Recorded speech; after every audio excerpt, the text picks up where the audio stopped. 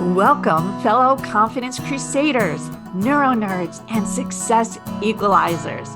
This is your podcast, Real Confidence. I'm your host, Alyssa DeVere, and I'll be sharing a bit of basic brain science, some surprising social secrets, and a touch of tough love. Why? Because I believe confidence is everyone's fundamental right and choice. So let's get to it.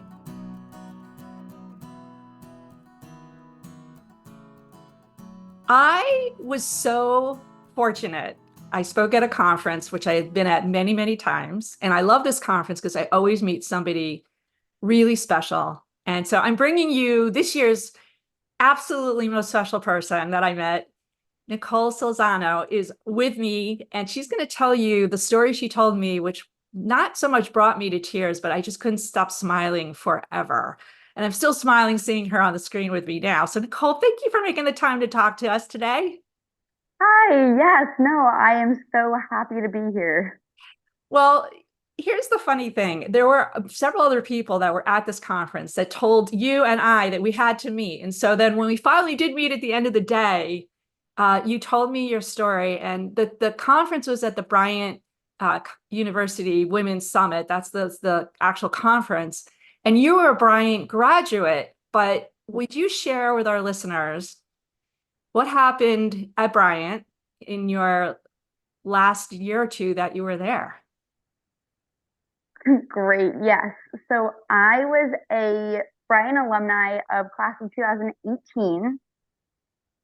At the last swim meet, because I was a swimmer, I was a captain of the women's swim team. At the last swim meet of my career in February, I suffered a massive stroke after after the morning session. I did a great swim in the morning. I went back to rest before finals. When I took that nap, I never came back the same. I had a massive stroke, and that's where my story drastically turned. And again, moral of the story, you're here talking to us with a big smile on your face. So for those of you who just went, how to lay down to kind of regain some energy for the next set of races, and like you woke up what happened at that point? So, me and my roommate Heather, we had lunch, then we went to our rooms, we went to bed, and all of a sudden, probably maybe 10 minutes go by, and I suddenly woke up. And I was tossing and turning, trying to go back to sleep, and I figured I had to go to the bathroom. So I tried to get up, and I fell on the ground because my whole right side was completely numb. Hmm. And the only thing that I could say was I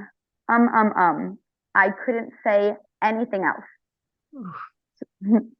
So my roommate went and called coach.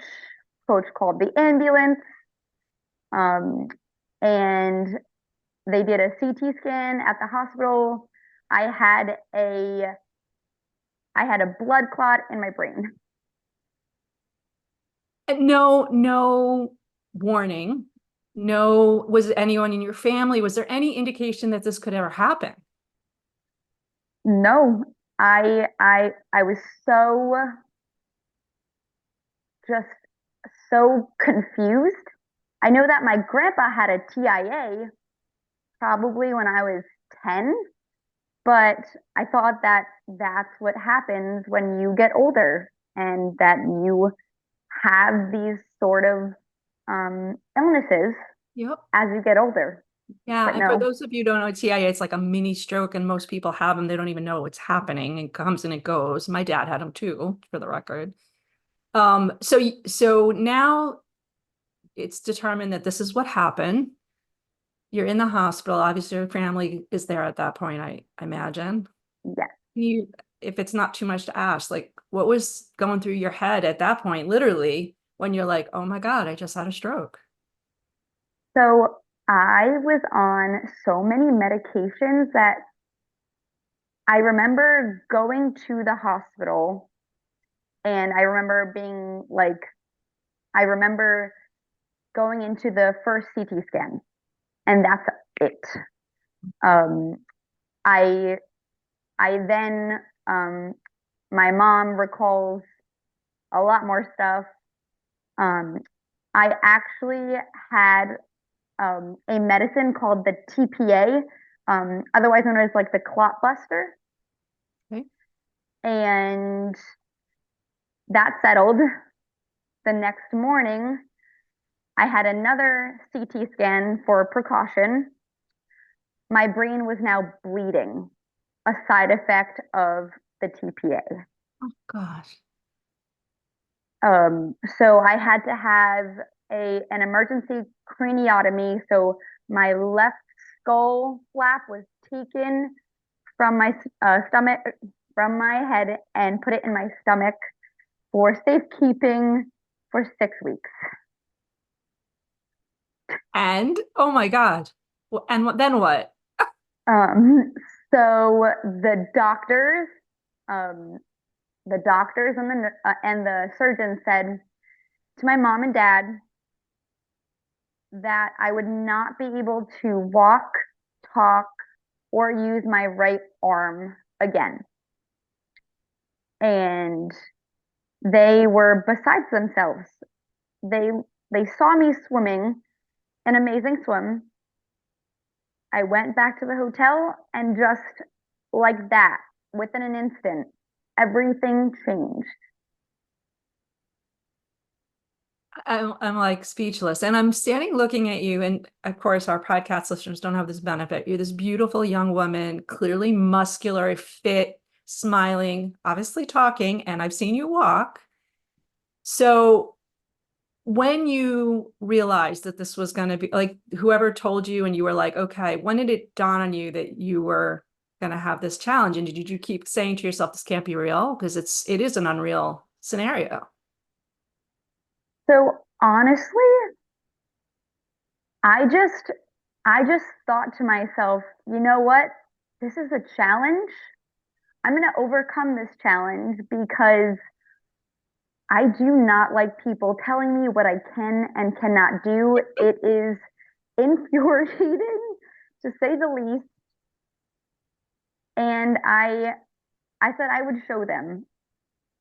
Boy, you have. So you went on a mission to overcome all that, to prove them wrong. So what did that look like? What did that include? And tell us a little bit about some of the, shall we say, obstacles that got in the way. So in the hospital, so I was in the hospital for 13 days, and then I went to an inpatient facility for the next 2.5 months. Wow. And the talking was the biggest obstacle because I could not say a word. The only I think it was my family got me to say yes and no through hand movements. So a tight fist would mean no, and then a hands out would mean yes. And that was pretty much the only thing that we can or that I could say until my speech therapist 10 days later got me to sing because singing is a part of the entire brain, but also the right brain. And the right brain um, was working, the left brain was not working. 1/3 of my brain is dead still. Dead in the sense that it doesn't work, but are there functions that you have learned in different parts of your brain? Or are there still parts of you that are not yet, notice I use that word, yet Yeah. functioning? Yes. So for my brain, it's still 1/3 dead, which is like it will never come back, or at least that's what they say. Scientists have so many new and new test studies. So I'm really excited to maybe try some of that. But it's called neuroplasticity. And so they, my brain is one third dead, but here's here's an analogy. The George Washington Bridge is closed forever. You have to find another way around. And that's what I did. It took a long time. It's not like a broken bone or an injury where you have physical therapy for 2 to 6 weeks. It took a long time because the brain has to go and do repetition after repetition after repetition to be like, oh, I think I know what that was. So I think you remember I told you neuroplasticity is my all-time favorite word, and I've been Yep. teaching about it for about 10 years. So when I see somebody like yourself, that is the proof. It is just like, oh my God, like I just want to bottle you up and take you on my shoulder everywhere. But here's the thing, like you're still very young and you've got a whole life ahead of you, right? And I think, I had my mother's cousin, so much older than I am, had a stroke, did all the neuroplastic things. And there is one fundamental thing about neuroplasticity that people, so yes, you can change your brain. Great. But the operative is can. And if you don't try, if you don't have a will to do it, it's not going to change. So where did your will to do this? Where did that come from? You said you woke up and you were like, I'm going to overcome this. A lot of people would be, I'm unlucky, I suck, I deserve this. Like they would just take it and be like, well, obviously I'll never be who I was. You were like, oh, no way. So where does that will come from? Do you credit it to anyone or anything?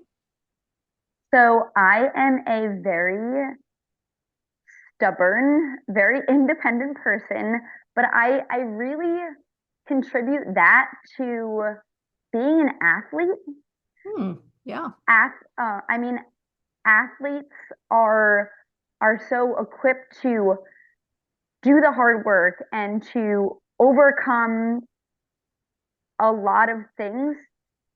And I I decided that okay, swimming is over for now. I'll take my sport stroke, which it was a survival stroke. Now it's more of a hobby, but and kind of spin it off as doing practice, Okay. if that makes sense. Yeah, it does. Again, the days that you were tired or it was hard, athlete or not, who kicked your butt? Was it you or somebody else? Wait, what? Like the days that you woke up, you're like, oh, Oh, oh, oh, oh, I oh. can't do this today. Like when you're in the pool on a team, you have a coach, you have peers, right? You have other Sure. people that you're competing with. In this sport, you are by yourself, right? So how did you like overcome that, negativity or just I don't want to do it. So I have such a big support system. My family is humongous. My friends are so, so great. I have a boyfriend that is just so supportive and so encouraging. And I really, I really owe it a lot to my mom. My mom stayed home with me for the first year of having my stroke. And that changed the world. I would go from therapies, speech therapy, occupational therapy, um, physical therapy, aqua therapy, and then when we would come home, we would nap, and then we would do it again and again and again and again. Um, Different exercises, and I owe a lot of my success to my mom. Yeah. And I got the pleasure of meeting her too that day. She's a beautiful human as well. So how long did it take till you got kind of back to a baseline that you now are working full time, right? You're tell everyone what you're doing. It's wonderful. So I am working at the YCOP YMCA, and I'm an assistant coach of a swim team. And I always used to love helping out other groups when I would swim, the younger kids. If if some coach needed a helping hand, I would always latch on, and I love kids. I love to teach swimming because I know swimming and I know the ins and the outs, and I'm so grateful that I can still teach that today. That's awesome. So how long did it take, but what was the time frame? Your mom was home for a year with you. So the total time from stroke to working again was what? So I started working in um September of 2021. So, and I had my stroke in 2018, so about um 3.5 years, Yeah. or or yeah, three and a half years. Years. Yeah. But I mean, for somebody who's 18, 19, 20 years old, that's a third of your life. You know, I'm like, oh, Oh, or absolutely. 6 of your life. I was really the first few years I was focused on myself. I was focused on getting back Yeah. and to base normal. I'm and I would just push and push and push. I did have a burnout Hmm. of some sort because I was pushing so much and I really didn't take the breaks that I should have took. But I was just so focused on getting back to what Yeah. we think of normal. Well, I guess that's a really great lesson in some ways to say, as eager as you were to get back to that baseline, you may learn that we're all still human and subject to burnout. But what I'd like to do, with your permission, is take a little break, give our sponsor an opportunity to say hello to everyone, and then we'll come back. You and I found this amazing connection because, as you know, my son has a neurological condition, and I went through the journey with him. And you and I came out both ends with the same conclusion. And I'm on a podium all the time speaking about it, and so are you. So I want you to share the greatest aha that you got out of this that you want everyone else to know. So we're going to be right back. Is that all right? Yes. All right, great. Want to level up your confidence, your career, maybe even your coaching? Well, then head over to AmericanConfidenceInstitute.com. E-classes are there, as well as our coaching certification program, and you don't need any coaching experience to do it. However, if you are an experienced coach, you can get ICF and SHRM continuing credit. It's fast and easy. If you work in an organization, consider bringing in a kick-ass keynote or a uniquely engaging workshop. We also have team learning programs, and they all apply to both your personal and professional life, which makes them really special. They're great for ERGs, the leaders, the member programming, or really any type of professional learning and development in your organization. So give us a holler at www.americanconfidenceinstitute.com.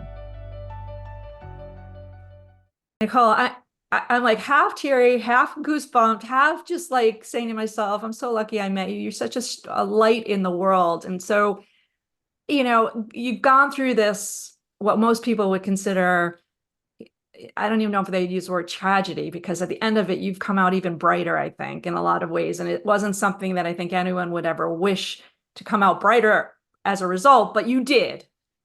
But you had one really big lesson besides from not burning out. And what was that? Well, for I just pushed through. I I know that doctors are very, very, sorry, aphasia, No, are very, look, I don't even know what word to fill in there, to be honest with you. I know what I think you're going to say, but they try. They're yes, good intended, right? yes, they're good intended. They're very smart.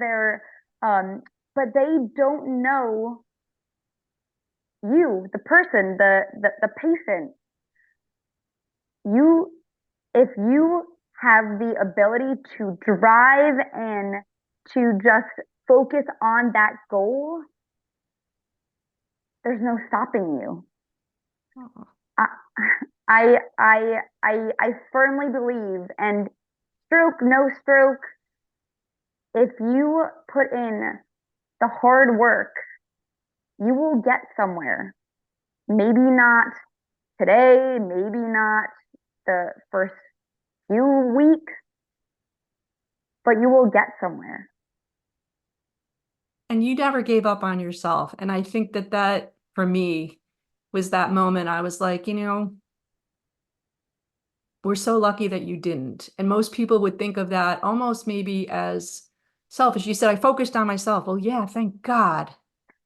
Thank God, because the fact that you did that and you didn't give up on yourself. You're here now to help other people and do this great work with the kids and everything else you're doing. So from the rest of the world, but from me, thank you.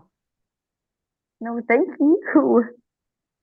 I sorry that you had to go through that. I really am, because you're such an incredible human. And I'm sure people have said to you, well, whether you're religious or not, you get what you can handle, right? And I don't think Yeah. that's the truth. I mean, you obviously could handle it, but please keep shining. Please keep sharing your wisdom, your positivity. Thank you for doing all you're doing, and thank you for being on the podcast today. Well, thank you for having me. You're a speaker and you do a lot of podcasts. So if people want to talk to you as well, what's the best way to reach you? You can reach me at my email. Can I say my email? Yeah, please do. Okay, okay. So N Salzano, SALZANO 1 at gmail.com. You can also friend me on Instagram, social, or any social media platform. And I would love to, I would love to have that honor. Yeah. Well, let me make it clear too. It's SALZ like zebra, Yes. ANO, because it almost sounds like a D on the airwaves. So Nicole Salzano, thank you again. Thank you. Before we totally wrap up, I want to let you know that full transcripts and show notes for this and other Real Confidence episodes can be found on www.americanconfidenceinstitute.com/podcast. I also want to remind you once again that the best way to get confidence is to give it to others, and you can do it just by liking and sharing this episode on your preferred podcast and social media channels. You can even give me some confidence by noting topics you'd like me to consider for the future. So for now, this is Alyssa DeVere. Thank you for helping to bring more confidence to the world. Master editing done by Ben Weinstein, with original music performed and composed by Jeff Mitchell. Real Confidence is a production of American Confidence Institute. All rights reserved.